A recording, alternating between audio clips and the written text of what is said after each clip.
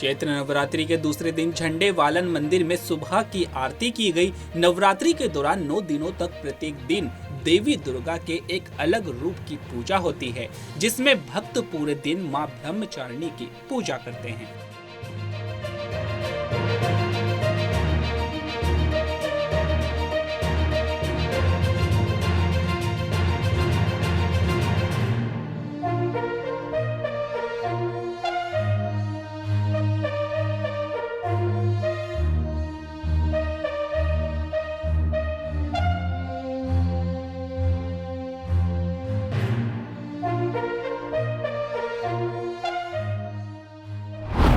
मध्य प्रदेश के मुख्यमंत्री मोहन यादव ने जल गंगा संवर्धन अभियान पर कहा कि मध्य प्रदेश सरकार द्वारा कई अभियान शुरू किए गए हैं, जिसमें जल गंगा संरक्षण अभियान भी शुरू किया गया है। कई कार्यक्रम प्रारंभ किए, इसमें जलगंगा संरक्षण अभियान भी प्रारंभ हुआ। एक साथ 3 महीने तक गंगा दशमी के बाद तक हम जलगंगा संरक्षण अभियान से पूरे प्रदेश के अंदर हर तालाब, नदी, पहाड़, नदी, कुएं, बावड़ी, ऐसे प्राचीन और ऐसे खास करके हमारे घाट इत्यादि पर ये जल गंगा संरक्षण अभियान चलाएंगे, जिसमें जल संरचनाओं को लेकर जल की राशि से जीवन और खास करके हमारे यहाँ जल संरक्षण को लेकर के पूरे प्रदेश में व्यापक कार्यक्रम बना है और आज पूरे प्रदेश में एक साथ प्रारंभ हुआ। मेरी अपनी ओर से बधाई। आज विक्रम संवत प्रारंभ होने का दिन भी है और विक्रम की नगरी उज्जैनी से उसका आगाज हुआ है। विक्रम संवत 2082 की भी सबको बधाई। ईद उल फितर 2025 की तैयारियों पर सीओ अनुज चौधरी ने कहा कि ईद के लिए पर्याप्त फोर्स लगाया गया है। 1300 सीसीटीवी लगे हैं, ड्रोन से निगरानी हो रही है, फूट पेट्रोलिंग लगातार जारी है। RAF की 3 कंपनियां, PAC की 7 कंपनियां और लोकल फोर्स तैनात है। ईद है, जैसे कल की ईद है तो उसके अनुसार सारा निकाला जा रहा है। पर्याप्त मात्रा में फोर्स लगा हुआ है और CCTV 1300 CCTV लगे। इसके अलावा ड्रोन से निगरानी की जा रही है। तो फूड पेट्रोलिंग है, लगातार रूटीन में शासन का आदेश के अनुसार हम करते हैं। क्या अतिरिक्त पुलिस बल भी मंगाया गया? नहीं, कोई अतिरिक्त जो रूटीन में है तो पहले ही काफी पुलिस बल है, तो कुछ अच्छा नहीं हो जाता है। कौन सा फोर्स है लगाया गया?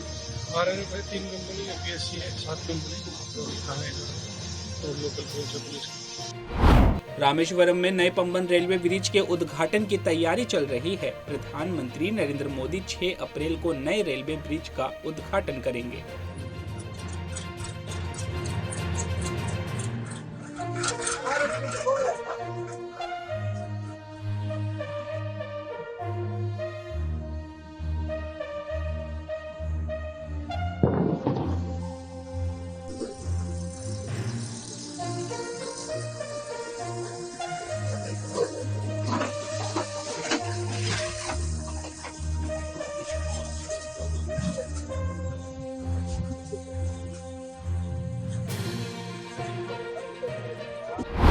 केंद्रीय मंत्री चिराग पासवान ने कहा कि कई बिंदुओं पर चर्चा हुई है। चुनावी साल है, चुनाव की क्या रणनीति हो, विपक्ष की कमियों को कैसे जनता के बीच हम लेकर जाए और कैसे अपने गठबंधन की मजबूती को जनता के सामने रखा जाए, इन तमाम बातों पर चर्चा हुई।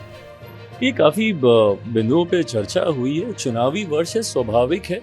कैसे चुनाव की रणनीति हो, किस तरीके से विपक्ष को की कमियों को, उनके भीतर मची चुनौतियों को कैसे जनता के बीच हम लोग लेकर जाएं, कैसे अपने गठबंधन की और मजबूती को जनता के समक्ष रखा जाए, केंद्र सरकार, राज्य सरकार के विकास के कार्यों को किस तरीके से जनता के सामने रखें, इन तमाम बातों को लेकर चर्चा हुई। जितने सहज माहौल में आज की तारीख में NDA के तमाम घटक दल लगातार निरंतरता में बैठ रहे हैं, दिल्ली में भी बैठक हुई, यहाँ पे भी बैठक हुई, ये अपने में बताने के लिए काफ़ी है कि आज की तारीख में NDA गठबंधन का हर एक घटक दल हैंड एंड ग्लव्स की तरह आगे बढ़ने का कार्य कर रहा है। जो मजबूती आज की तारीख में NDA के घटक दलों की एकता की है, मुझे लगता है ये अपने में एक बहुत बड़ी चुनौती विपक्ष के लिए है।